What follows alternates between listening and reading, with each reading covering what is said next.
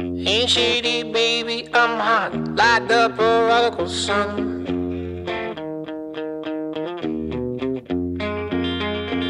Bonjour, je m'appelle Abdelkrim Samiri, je suis président fondateur de l'Institut CIFTEC.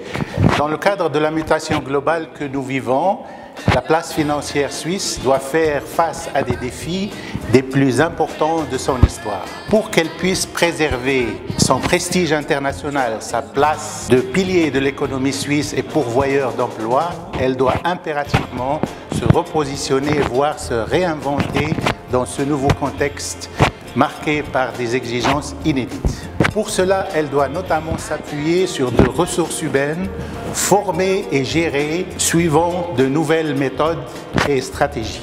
L'objectif de notre table ronde est de contribuer à l'élaboration de ces nouvelles stratégies en tenant en considération les divers volets en mesure d'atteinte optimale de cet objectif, tels que les causes profondes de la mutation, la qualité de la formation initiale et continue, le développement du leadership et de l'employabilité, la gestion des transitions de carrière, etc.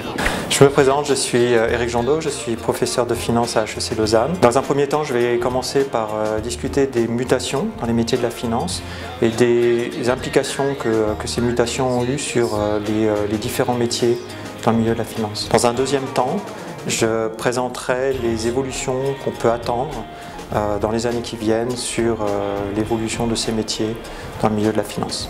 Frédéric Koller, bonsoir. Bonsoir. Merci d'être en direct avec nous. Vous dirigez l'Institut supérieur de formation bancaire. Aujourd'hui, dans les formations, qu'est-ce qu'on essaye d'inculquer aux cadres? Parce que finalement, ce sont ceux-là qui feront changer la banque. Ce ne sont pas forcément les nouveaux employés, puisque nous sommes un centre de formation continue pour des professionnels en emploi.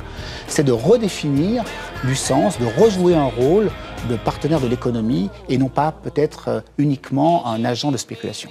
Bonjour, je m'appelle John Antonakis, je suis professeur de comportement organisationnel. Je me réjouis de pouvoir participer dans cette table ronde et je veux parler à propos du leadership au temps de crise. On écoute Jean-Christophe Schwab, le Conseil national socialiste. Alors on a la chance d'avoir une convention collective qui prévoit l'obligation de négocier des plans sociaux en cas de licenciement collectif. Ce qui fait qu'on le fait assez régulièrement, notamment pour UBS et pour Crédit Suisse, où on a de bons résultats de négociation en général.